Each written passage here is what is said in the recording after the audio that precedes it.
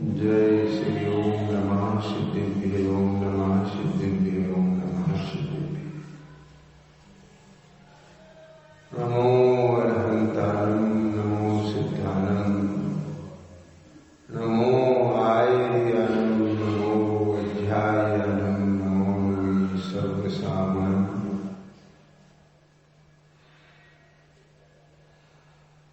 नमः समय साराये स्वानुभूतिया चकास्ते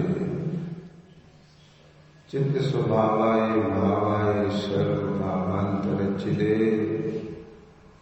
वंदितु सब सिद्धे ध्रुवचल मणिपते वक्षामि समय पावम नमो सुखी।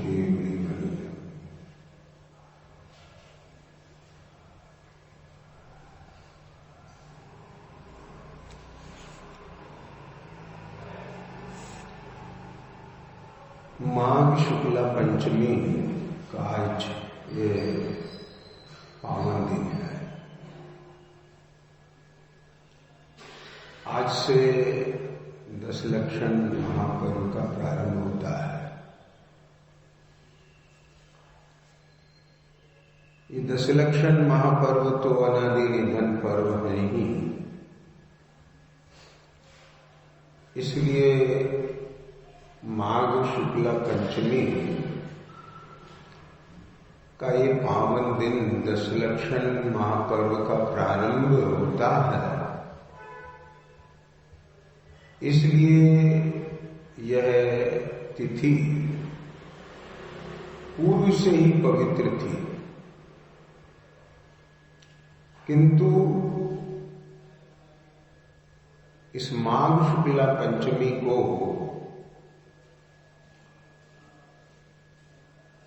जैसे पतझड़ के बाद वसंत आता है और वह प्रकृति को पुष्पित करता है, पल्लवित करता है, सुगंधित करता है, ठीक इसी प्रकार से इस माघ शुक्ला पंचमी को एक ऐसी आत्मा ने माता शांतला के गर्भ से जन्म लिया जिसने मात्र 11 वर्ष की अल्पायु में निर्ग्रंथ जैनेश्वरी दीक्षा अंगीकार करके अपने जीवन को धन्य कर लिया। न केवल उस भव्य आत्मा ने अपने जीवन को धन्य किया, बल्कि हम सब पामर जीवों के प्रति भी ऐसा अनंत उपकार किया कि उन्होंने उस स्वरूप को दर्शा दिया कि जिस स्वरूप को जाने बिना संसार परिभ्रमण का अंत आना संभव नहीं है।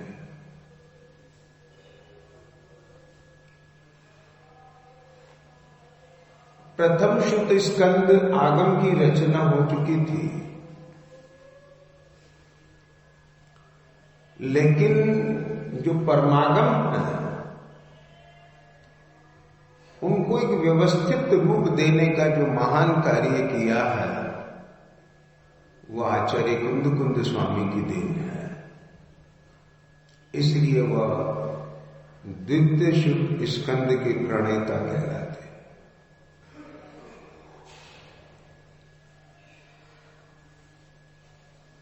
जन्म तो होता ही है, जब तक जन्म मरण का अभाव नहीं हो जाता है, जब तक घाती अघाती कर्म का क्षय नहीं होता है तब तक जन्म होता रहेगा और हो रहा है। लेकिन जन्मदिन, जन्म जयंती उन महान पुरुषों की मनाई जाती है जो अपने इस जन्म को जन्म मरण के अभाव के लिए समर्पित कर देते हैं। और ऐसा ही एक महान, पवित्र, आनंददायी और कल्याणकारी मंगलमय पुरुषार्थ उन कुंद कुंद स्वामी की परिणति में जगा।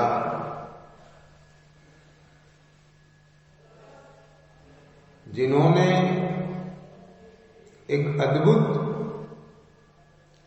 एक ऐसा न केवल अपने लिए बल्कि इस पंचम काल के अंत तक जो श्रमण संस्कृति जीवित रहेगी,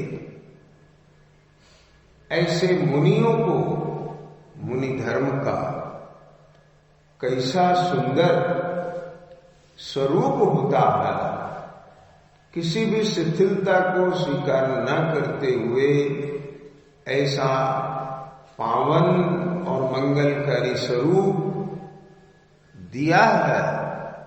ऐसी अनुपम भेंट जिस आत्मा ने दी है, वह आत्मा का माघ शुक्ला पंचमी को इस भारत भूमि पर अवतरित होता माना गया है। ऐसे ही आचार्य कुंद कुंद देव, ऐसे कुंद कुंद स्वामी, उनके महान उपकार को स्मरण करते हुए उनकी अद्भुत देन इस समय सार परमागम की 6वीं गाथा के आधार से आज के इस पावन दिवस पर स्वाध्याय लेकर के अपने जीवन में उन कुंद कुंद स्वामी की जो अद्भुत भेंट है, शुद्धात्मा, उस शुद्धात्मा की श्रद्धा ज्ञान को जन्म देने, जन्मदिन है ना आज, 10 लक्षण महापर्व का भी जन्मदिन है, आज से प्रारंभ हो रहा है। कुंद कुंद स्वामी का भी जन्मदिन है आज। तो उनकी जो अद्भुत भेंट है, देह के जन्म का जन्मदिन नहीं मना रहे हैं। देह के जन्मदिन के माध्यम से हम जो जिस आत्मा ने देह के रूप में जन्म लेकर के अपने जीवन को सार्थक किया, अपने जन्म को सार्थक किया और हमारे को जन्म मरण के अभाव करने का महामंत्र दिया,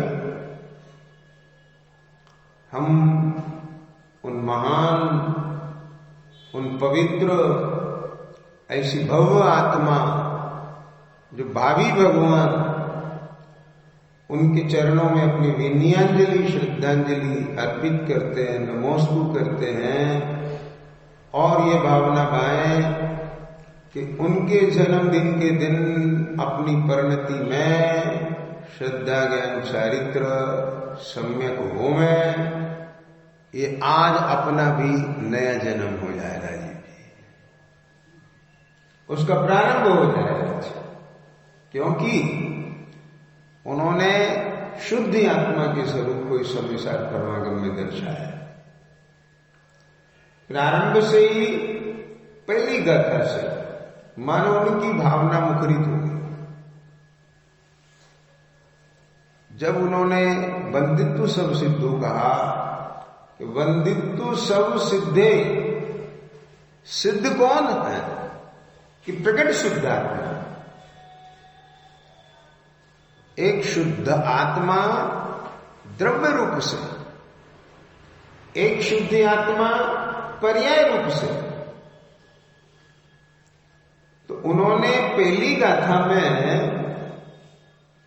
सिद्धों को नमन किया, तो वहां से ये बात उद्घोषित हो जाती है कि बहुत महान उनका कोई उपक्रम है, उद्यम है, व्यवसाय है कि वे शुद्धात्म देव को, सिद्धों को नमन करके उस शुद्ध आत्मा की चर्चा करने जा रहे हैं कि जिस शुद्धात्मा की चर्चा किए बिना शुद्धता का आचरण संभव नहीं है, शुद्धता का जन्म होना संभव नहीं है। क्यों? क्योंकि यदि यह आत्मा अपने को परद्रव, प्रभाव और उनके निमित्त से होने वाले न केवल विषय कषाय रूप भाव बल्कि वह प्रशस्त राग रूप भाव उनका भी अनुभव करता रहेगा, तब तक यह जीव कर्म बंधन से मुक्त नहीं हो सकता है। इसके लिए तो इस आत्मा को अपने उस शुद्ध आत्मा की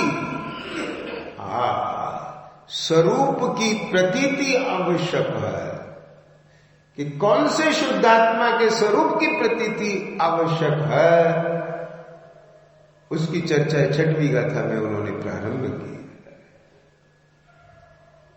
कि न भी हो दिया पमत्तो न पमत्तो जान बोधु जो भावो एवं गणंति शुद्धम नादो जोसो दूसो चेवा। न भी हो दिया पमत्तो, ऐसा आत्मा का वह शुद्ध भाव कि जो कभी प्रमत्त नहीं होता न कभी अप्रमत्त होता है। यद्यपि आत्मा की प्रमत्त दशा होती है, अप्रमत्त दशा होती है, लेकिन यह प्रमत्त दशा और अप्रमत्त दशा यह शुद्ध आत्मा नहीं। क्या क्या कहा? ये शुद्ध आत्मा नहीं। समझ आ गया? शुद्ध आत्मा कि जो प्रमत्त भी नहीं है और अप्रमत्त भी नहीं है। इसका अर्थ यह है कि चाहे प्रमत्त दशा है और चाहे अप्रमत्त दशा है, आत्मा का वह शुद्ध भाव इन दोनों दशाओं से पार है। वह अनादि निधन है। क्यों? कि प्रमत्त दशा अनादि से ख्याल रह गया। ये जीव के अनादि काल से पहला गुण स्थान चल रहा है, तो 6वें गुण स्थान तक प्रमत्त दशा कहते हैं, उससे आगे अप्रमत्त दशा कहते हैं। लेकिन इस प्रमत्त और अप्रमत्त दशा में अप्रमत्त दशा तो प्रारंभ ही नहीं होगी जब तक इसे इस ज्ञाय भाव की प्रतीति नहीं होगी। ये तो पहले गुण स्थान से हिलेगा भी नहीं।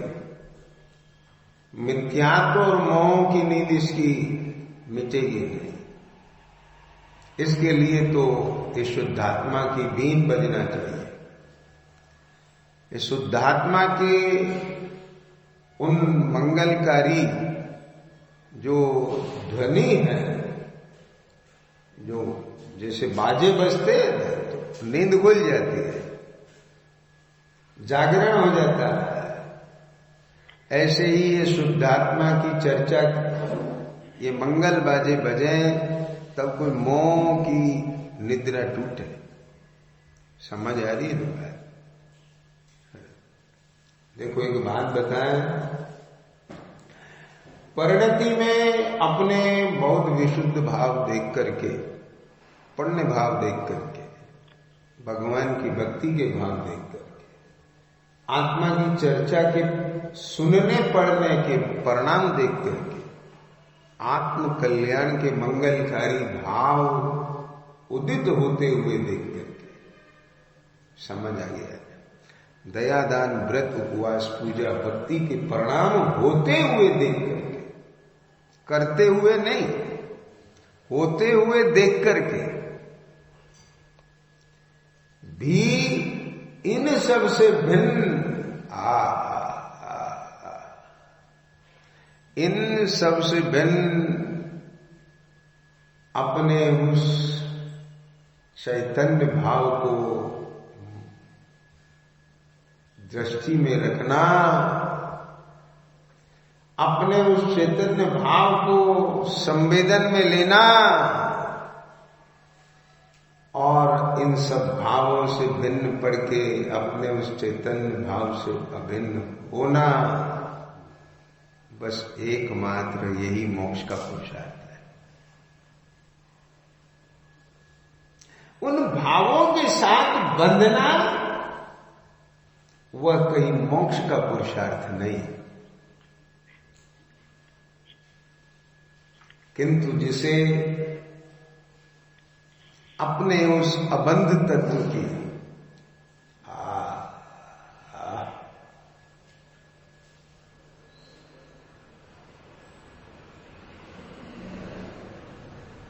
दृष्टि नहीं,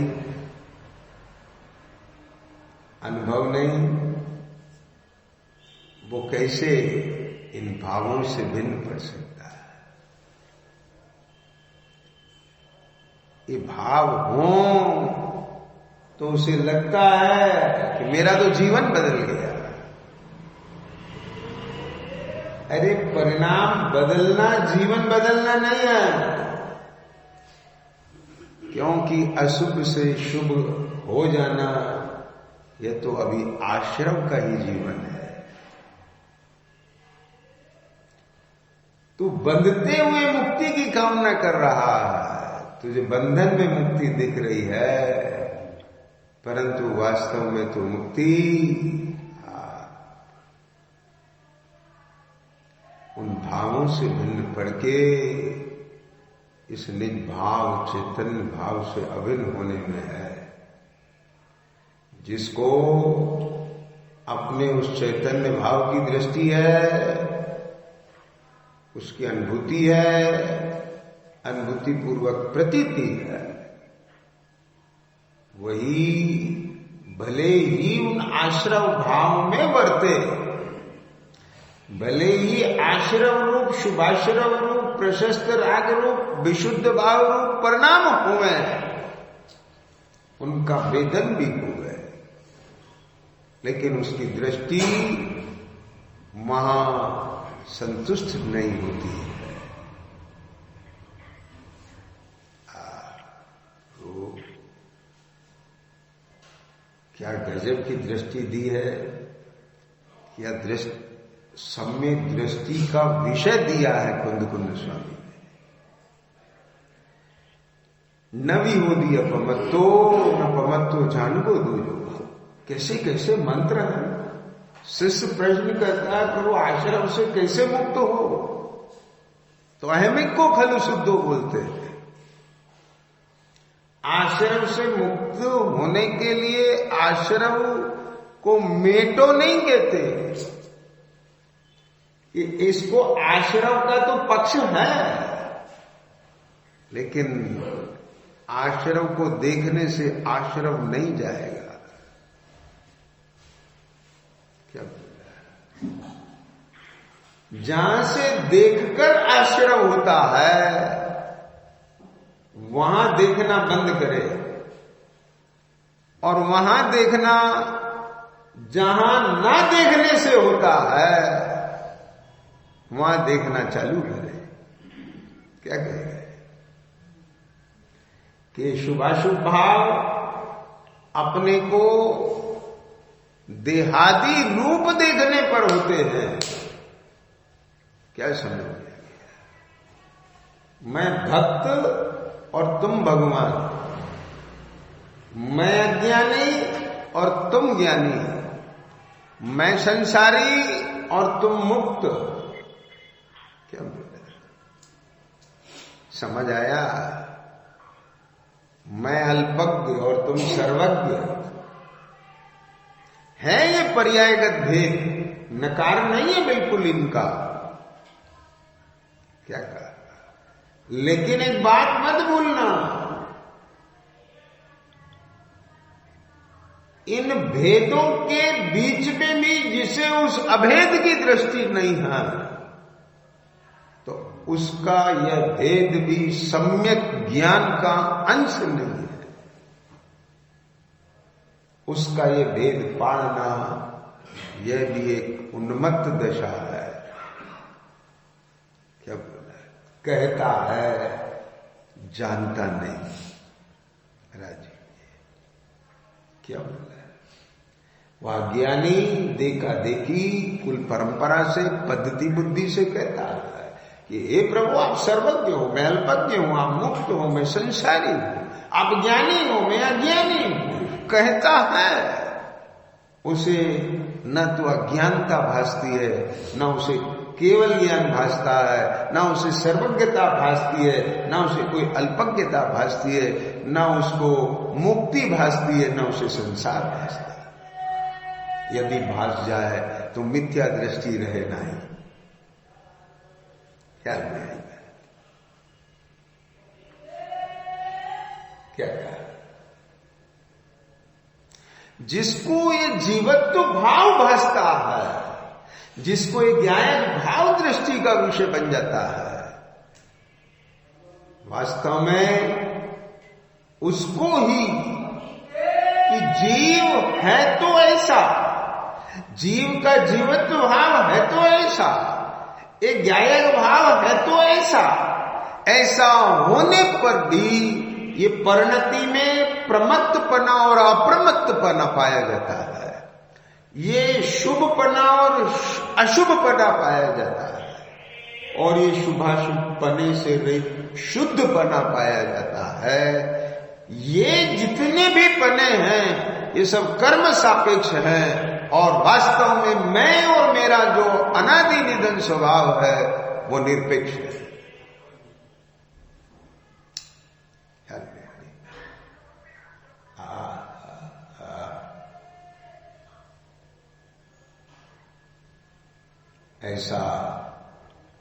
ऐसा मंगलकारी, ऐसा मंगलमय जीव तत्व है।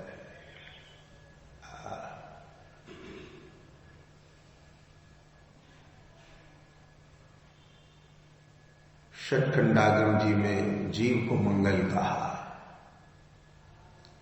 लेकिन जीव कैसे मंगलमय है? जीव की मंगलमयता क्या है?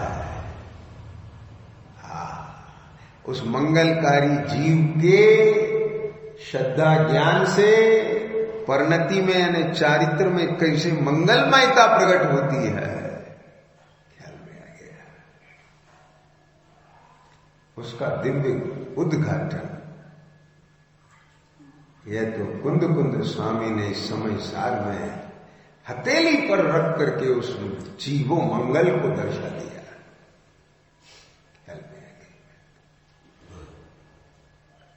ऐसा नहीं समझना कि उन प्रथम शुद्ध स्कंद के प्रणेता रचयिता आचार्य दर्शन के महान शिष्य पुष्पदंत और भूत बलि उनकी दृष्टि में नहीं था। ऐसा नहीं है, वे तो उसके रसिया थे। ख्याल में आ गया।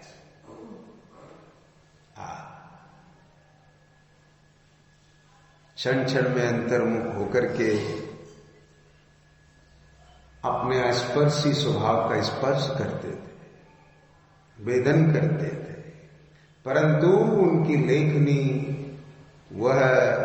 वह तो उस आगम ज्ञान पर चली। विषय क्या लिया जा रहा है एक अलग बात है। किन्हीं आचार्यों ने प्रथमा योग पर लेखनी चलाई, किन्हीं ने चरण योग पर चलाई, लेकिन ऐसा नहीं है कि प्रथमा नियोग में चारों नियोग नहीं अथवा चरण नियोग में चारों नियोग नहीं। अगर देखने वाला हो तो उसकी सुगंध सब सर्वत्र आती है। समझ आ गया? लेकिन मुख्य गुण की बात होती है। इसलिए ये बात आई है कि हमारी जीवन में, हमारे ज्ञान में केवल एक ही अनियोग ना रह जाए। क्यों? क्योंकि चारों ही अनियोग साथ चलते हैं। एक आत्मा की दृष्टि में, आत्मा की रमणता में, आत्मा की लीनता वाले जीवों की इस मोक्ष मार्ग में यह सब कुछ दिखाई देता है और होता है। तो ऐसे महान आचार्य कुंद स्वामी कैसे करें बनाऊं पत्र कुंदन ना रत्नो ना अक्षरो लिखी, तथापि कुंद सूत्रों नाम काय मूल्य ना करी। भगवान महावीर और गौतम स्वामी के बाद कुंद स्वामी, जिनको मंगलमय कहा है, ये हल्की बात नहीं है। और अभी तो 2100 वर्ष गए हैं, ये पंचम काल अभी बहुत बाकी है। इस पंचम काल के अंत तक यह चतुर्विध संघ अपने को जिन कुंद के आमनाय में अनुभव करके गौरवान्वित महसूस करेगा, ऐसे यह श्रमण संस्कृति के सिरमौर आचार्य कुंद हो। ख्याल में आइए, पूर्व भाव में ग्वाले की पर्याय, कैसी विशुद्धि! ओहो, यह शास्त्र कोई अद्भुत चीज है। और यह तो उन मुनीश्वरों को मुझे को देना है जिनके दर्शन मैंने जंगल में किए। कुछ नहीं जानता, लेकिन कीमत किसकी है? कीमत भावना की है, कीमत संवेदना की है, कीमत समर्पण की है। समझ आया? ये क्या समझता है? क्रिया की कीमत समझता है, औपचारिकता है। धन्य कुमार का पुण्य तो सबको अच्छा लगता है। काश हमारे जीवन में भी ऐसे पुण्य उदय में आ जाए कि हल खोदे तो भी घड़ा निकल जाए धन का, पाए खरीदे तो उसमें से रत्न निकल जाए। नहीं, समर्पण कितना, भाव कितने, वो नहीं दिखते। जिस बालक के लिए वो खीर बचपन से भाए हुए देखे हुए सपनों का फल था, आप सोच सकते हो? रोज इंतजार देखता था कि कब वह घड़ी आएगी कि मुझे भी सेठ पुत्रों की तरह से यह व्यंजन खाने के लिए मिलेगा। उसके लिए तो बहुत बड़ी कीमत थी, उसका तो जीवन था वो खीर। लेकिन मां ने बना दी और ये बात कही कि बेटा, अपन कोई मुनिराज आए, अतिथि आए, उनको यह भोजन कराने के बाद अपन खाएंगे। तो कीमत उस परिणाम की है, कीमत उस समर्पण की है, कीमत उसकी उस धैर्य की है। अधीर नहीं हुआ वो, नहीं मेरे को तो अभी चाहिए और ये सब खा गए तो मुझे नहीं मिलेगी। उसे अपनी मां में विश्वास, उसे अपने मां का आदर, मां के वचनों के प्रति उसकी निष्ठा और उसके भीतर में भावों का कि खीर जाए एक तरफ, लेकिन उसको जो खुशी थी कि हम, आप प्रभु रुकिए, मेरी मां भी आ रही है, पैर पकड़ करके लिपट गया। वो समझ में आ गया, मां जो उसको आनंद मिल रहा है, खुशी मिल रही है, वो खीर में काम है। समझ में आया? अरे तुमको लगता है मुनिराज को आहार दान दे रहे हैं, कोई किसी को कुछ नहीं देता। जो कुछ देता है वो अपने को देता है। समझ में आ गया? जो कुछ देता है वो अपने को देता है। आपको लग रहा होगा ऐसा कि भाई साहब हमको इतना देते हैं, जो कोई कुछ देता है वो अपने को देता है। ये सुनाने का परिणाम, इसका वेदन मुझे। अब इसमें क्या है, जो है उसका संवेदन होगा ना, समझ आ गया। इसमें एक निरोल परिणाम भी हो सकता है। ये सर्वजीव इस शुद्धात्मा के स्वरूप को जाने और सबके श्रद्धा ज्ञान में वह शुद्धात्मा प्रकाशित हो, बस। इस परिणाम के साथ कुछ आग्रह भी हो सकता है। ये सुने, समझें, ये नहीं सुन रहे हैं, पता नहीं इनकी बुद्धि को क्या हो गया। इसके साथ साथ कोई मान का भी पुट हो सकता है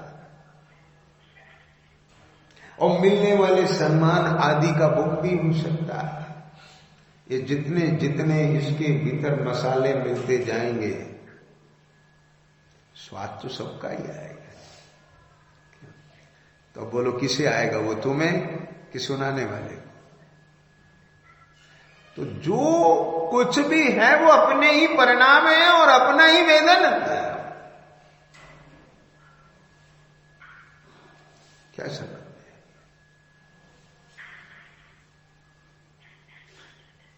कुछ आया?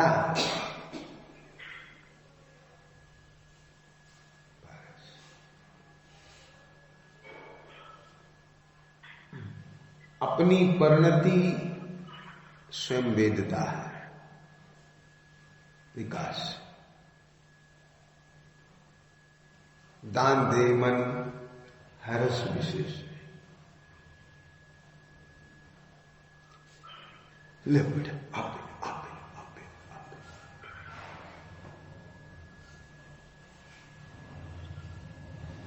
मैं क्यों दूं? समझ आ गया। अब दोनों परिणामों का स्वाद किसे आता है?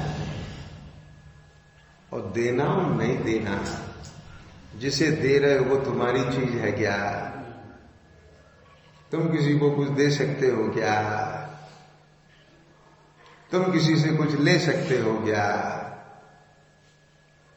वो तो केवल ट्रांसफर है। यहां भी पराई है और वहां भी पराई है। यदि थोड़ा भी अनित्य तादात्म्य संबंध है तो केवल उन परिणामों के साथ है। समझ आ गया? बाकी तो सब संयोग संबंध है। कहां जी रहे हैं हम? सोचते हैं कभी नजदीक जाके? ख्याल में आएगा। ये जो बात कहते हैं कि गृहस्थ के जीवन में दान, ये क्रिया रूप से समझता है। भाई अभी तेरे उतने शुद्ध परिणाम नहीं है, गृहस्थ दशा में शुद्धोपयोग की प्रचुरता नहीं है, मुख्यता नहीं है। और उस शुभोपयोग के लिए, कौन से शुभोपयोग के लिए? कि जो शुद्ध तत्व की दृष्टि और शुद्ध तत्व की दृष्टि पूर्वक परिणति की शुद्धता की आराधना करने वाले ऐसे शुद्धोपयोगी मुनीश्वरों, ख्याल में आया, मुनिराजों के प्रति जो व्यवहार का भाव, समझ आ गया? ये गृहस्थ की भूमिका में होने वाला शुभोपयोग है। और उस शुभोपयोग में, चूंकि उस शुभोपयोग में विषय कौन बन रहे हैं? या तो सिद्ध शुद्ध आत्मा, अनंत सकल परमात्मा, अथवा शुद्धोपयोगी आचार्य उपाध्याय साधु, शुद्धोपयोगी। दृष्टि किस पर? कि शुद्ध तत्व पर। महिमा किसकी? कि शुद्ध तत्व तो यहां भी है। सुनना ध्यान से, जब बारीक बात है। कर्म भूमि के मनुष्य को कर्म की ही मुख्यता होती है। समझ आइए, कर्म, पुरुषार्थ, कर्मण्यता। तो वहां धन्य जिनेश्वर देव तुम नासे कर्म जुआट। हम धन्यता किसके लिए कर रहे हैं? नासे कर्म जुआट। कि कैसा पुरुषार्थ किया उन्होंने? क्योंकि पुरुषार्थ की महिमा आएगी तो पुरुषार्थ जगेगा। सामने वाले का पुरुषार्थ दिखेगा तो खुद का पुरुषार्थ जगेगा। शुद्ध तत्व तो यहां भी है और वहां भी है। शुद्ध तत्व की दृष्टि हुई, यह भी पुरुषार्थ। शुद्ध तत्व का अनुभव किया, यह भी पुरुषार्थ। शुद्ध तत्व में लीनता पूर्वक अशुद्धता मिटी, यह पुरुषार्थ। समझ आया कि नहीं है? जिनके परिणति में ये पुरुषार्थ दिखाई दे, तो पुरुषार्थ देखो ताकि स्वयं का पुरुषार्थ देखे। और सुनना, तो उसमें शुद्ध तत्व तो रह गया, पुरुषार्थ मुक्त हो गया? नहीं, मुक्तता पुरुषार्थ की है, लेकिन पुरुषार्थ की मुक्तता भी वो पुरुषार्थ पूज्य कौन? अर्थ काम वाला पुरुषार्थ तो मुख्य नहीं है हमारी दृष्टि में। हम कौन से पुरुषार्थ को महान कह रहे हैं? कौन से पुरुषार्थ को महान कह रहे हैं? कौन से पुरुषार्थ की पूजा कर रहे हैं? कि उस पुरुषार्थ की पूजा कर रहे हैं कि जो पुरुषार्थ शुद्ध तत्व के लिए है। तो महिमा पुरुषार्थ की कि महिमा शुद्ध तत्व की? यदि पुरुषार्थ की महिमा हो तो अर्थ और काम पुरुषार्थ की भी महिमा हो, क्योंकि पुरुषार्थ की महिमा है। पुरुषार्थ तो वो भी कर रहा है, पुरुषार्थ तो वो भी कर रहा है जो नदी में से लक्कड़ उठा उठा करके ढो रहा है। कितना बड़ा पुरुषार्थ कर रहा है। एक पुरुषार्थ तो द्रवलिंग की भी कर रहा है। ख्याल में आ गया कि नहीं? क्या कहा? समझ आ गया? तो खाली पुरुषार्थ नहीं देख रहे हैं, किसके लिए पुरुषार्थ है ये देख रहे हैं। बात समझ रहे हो क्या नहीं? तो जिसके लिए पुरुषार्थ है वह सम्यक है, वह शुद्धात्मा है, वो शुद्ध तत्व है, इसलिए वह पुरुषार्थ भी शुद्ध है। ख्याल में आ गया? आई समझ में कि नहीं आई? और उस पुरुषार्थ को देखना उस पुरुषार्थ को। अब इन पुरुषार्थ को पर्याय के खाते में डाल देते हैं और उसकी कीमत नहीं आती है। और कीमत नहीं आती तो इधर वो पुरुषार्थ भी नहीं देखता, प्रमाद रहता है। समझ आया कि नहीं? हाँ, तो ऐसा जो ये दान की जो मुख्यता की चर्चा में कह रहा था, उसमें भी देखो क्या है। तो गृहस्थ की भूमिका में दान मुख्य कहा, तो दान जो मुख्य कहा वो क्यों कहा? उसमें परमार्थ क्या छिपा हुआ है? वो है वो विशुद्धि का दान, जो दूसरे को नहीं, दूसरे के माध्यम से स्वयं को दिया जाता है। क्यों? क्योंकि यदि तुझे वेदन यहां उस विशुद्धता का नहीं होगा जिसके भीतर शुद्धता गर्भित है। क्या बोला? जो शुद्ध पर न्योछावर होकर के विशुद्धता आ रही है, जो विशुद्धता का विषय शुद्ध है। समझ में आया कि नहीं आया? क्या बोला? ऐसा वो प्रशस्त परिणाम, ऐसे भी प्रशस्त परिणाम उनका वेदन इस गृहस्थ की भूमिका में प्रचुर होना चाहिए। यद्यपि उन परिणामों में वो प्रशस्त राग नहीं है, उसकी भावना नहीं है, राग की मुख्यता नहीं है, राग की दृष्टि नहीं है, राग की उपादेयता नहीं है। वहां वो वर्तता हुआ राग राग को हेय और वितरक को उपादेय कर रहा है। वो वर्तता हुआ राग राग के अभाव रूप वितरकता के प्रति न्योछा करता है। महिमा वितरक भाव की है जन राग नहीं, और महिमा करने वाला राग है। क्या बोला? समझ आ गया? ये हल्की बात नहीं है ये बात। क्यों? क्योंकि क्या कहें, वह राक्षस वंशी होने पर भी विभीषण राम के शिविर में राम के जयकार लगा रहा है। इसलिए राम ने भी उस विभीषण को तिलक कर दिया। समझ आ गया?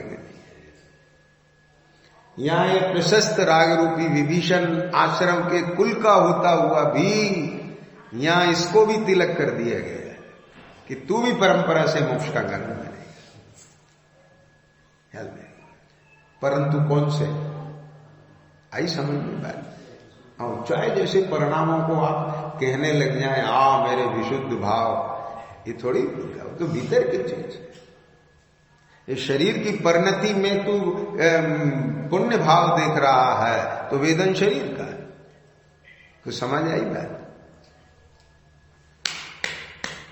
जो जयकार लगाए वो तो भीतर की चीज होती है। एक व्यक्ति वहां बहुत सारे वस्त्र आभूषण दे रहा है, सब दे रहा है, सब कर रहा है, सब कुछ हो रहा है, कुछ आई समझ में नहीं आई। और वे कोने में खड़ी हुई मां, क्या समझे कुछ? उधर उसका बेटा,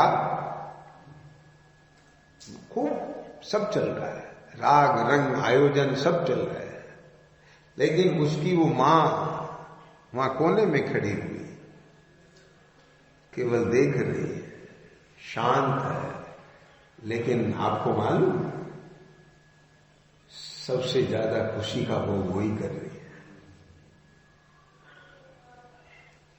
बोलो राज, आप विशुद्धि और प्रशस्त राग का भोग अभी भूल ही रहा है।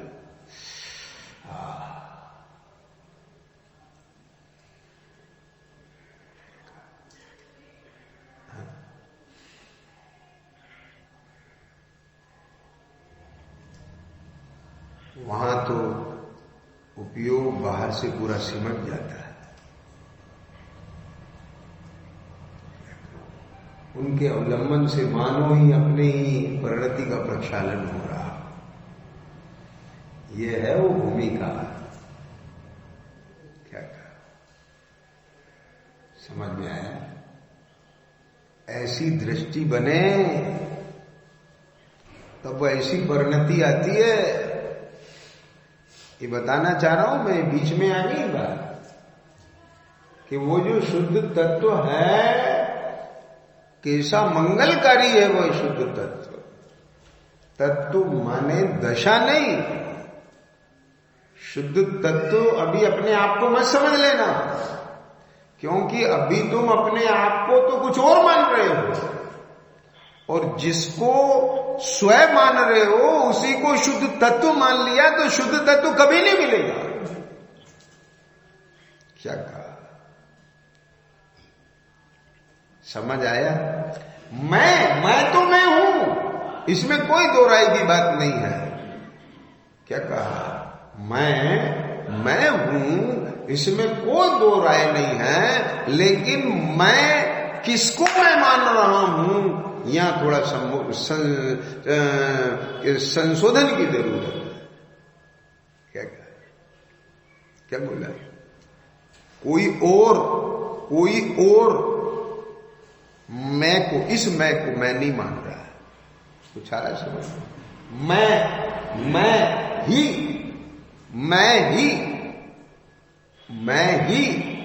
मैं को मैं मान रहा हूं। क्या बोल रहा है? कोई और मैं को मैं नहीं मान रहा, मैं किसी और को मैं नहीं मान रहा, कहीं और जाके मैं नहीं मान रहा, मैं यही मैंने ही मैं को मैं मान रहा हूं, लेकिन मुझे निरोल मैं की खबर नहीं।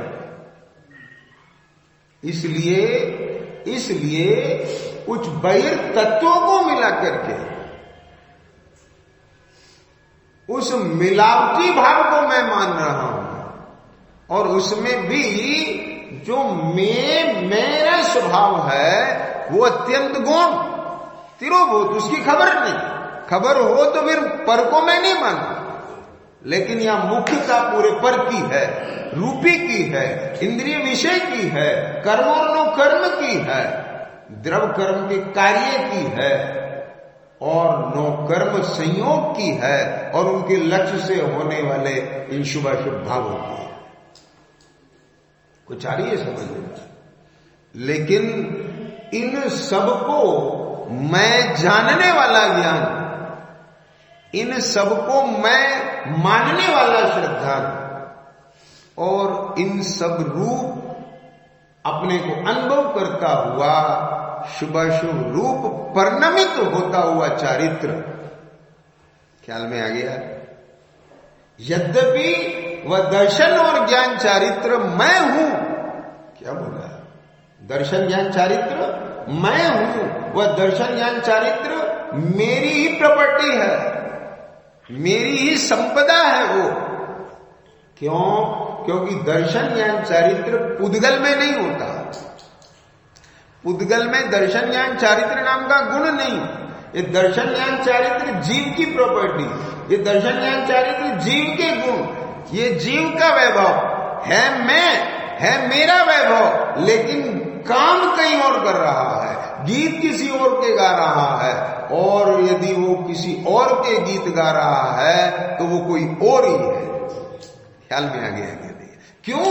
क्योंकि वह और को ही एक स्वरूप जान रहा है।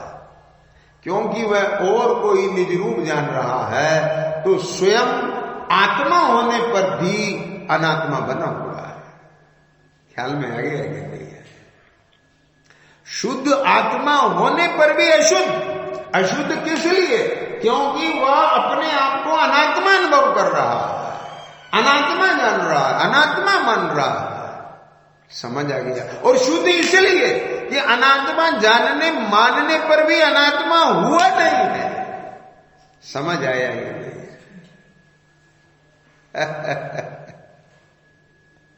क्या बोला? दोनों आ गई ना ख्याल में विवक्षा, कि अपने को अनात्मा जानने मानने प्रणमने पर भी अनात्मा रूप, शुभाशुभ रूप, मोह रूप, इस चारित्र गुण का विकारी भाव हो गया। ठीक है, होने पर भी अनात्मा नहीं हुआ, जड़ नहीं हो गया, इसलिए तो शुद्ध आत्मा है। शुद्ध आत्मा है माने आत्मा ही है। आत्मा आत्मा आत्मा ही है। कब से? कि अनादि से।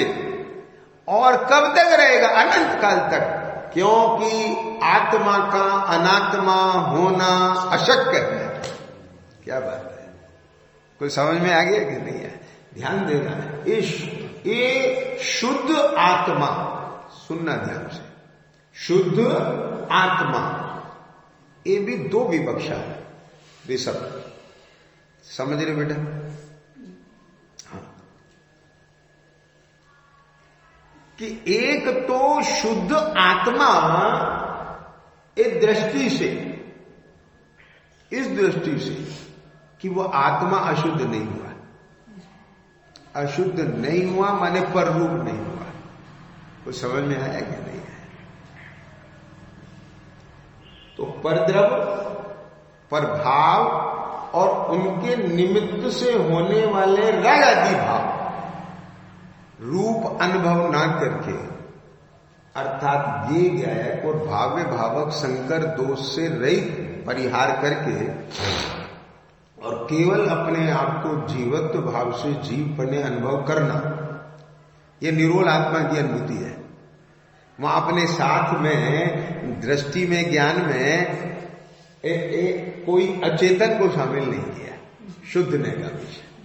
बराबर सुनना। तो जो शुद्ध नय का विषय है, सर्व को गौण करके, उसको मुख्य करके, तो उसका जो अनुभव है वो शुद्ध आत्मा का अनुभव है।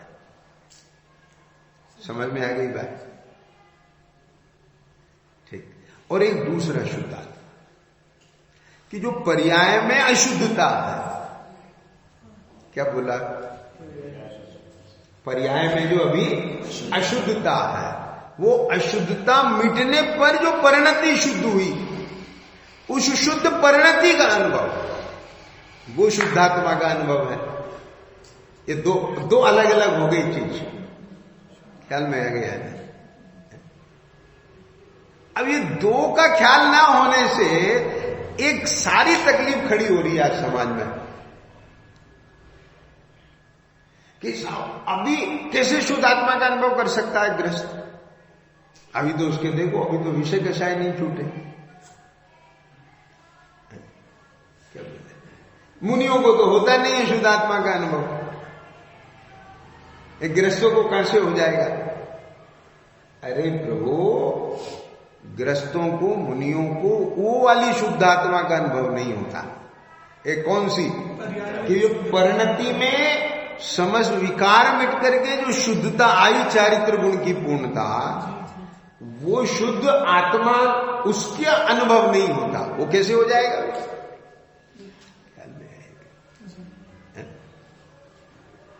यहां तो अशुद्धता को गौण करके शुद्ध नय के विषयभूत उस पदार्थ की दृष्टि पूर्वक उसका आश्रय अवलंबन लेकर के जो उसकी प्रतीति है, उसका अनुभव है, उसके सन्मुख उपयोग की दशा हुई, अपने को वहां उस रूप देखा, अनुभवा, और उसी में जो परिणाम निमग्न हुए, वो अनुभव शुद्ध आत्मा का अनुभव, ऐसा अनुभव होता है। और यदि ये अनुभव ना हो, ख्याल में आया कि नहीं आया, तो वह शुद्ध परिणति भी प्रकट नहीं हो सकती। क्या कहेगा? ख्याल में आ गया? मैं बताऊं कैसे कि इसलिए ऐसा वो क्या होगा कि भले ही वो दृष्टि ना हो, लेकिन जो पुण्य भाव रहेंगे, प्रचुर पुण्य भाव रहेंगे, पाप से बच जाएंगे, पाप से बच जाएंगे। हाँ, बहुत अच्छी बात है, पाप से खूब बचे रहोगे तुम। सब बाहर के अवृत्ति के भाव छोड़ दिए तुमने, विषय का शायद सब छोड़ दिए और खूब पाप से बचे रहे तुम।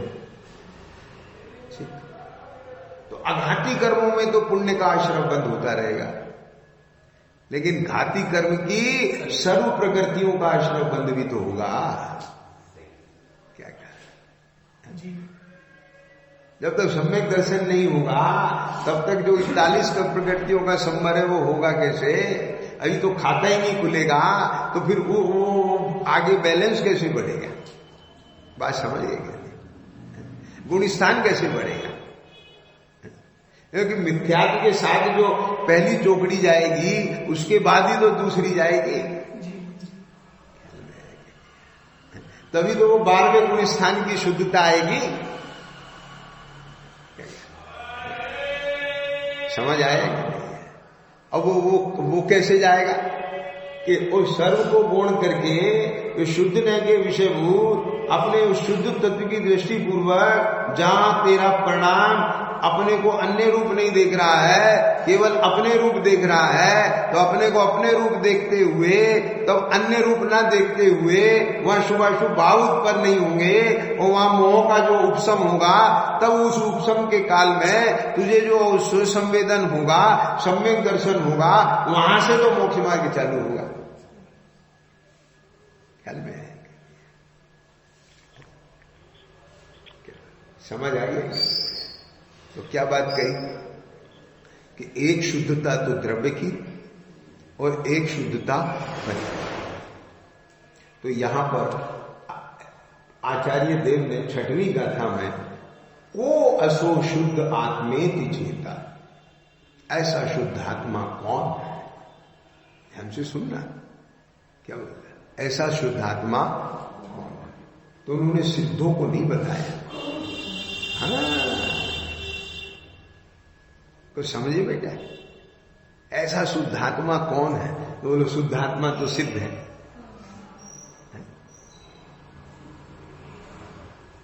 शुद्धात्मा कौन है? वो तो सिद्ध है, द्रव कर्म भाव कर्म नो कर्म से रहित तो सिद्ध है। तो सिद्धों को बताया, लेकिन शुद्धात्मा बताया, ये क्या बताया? क्या कहा?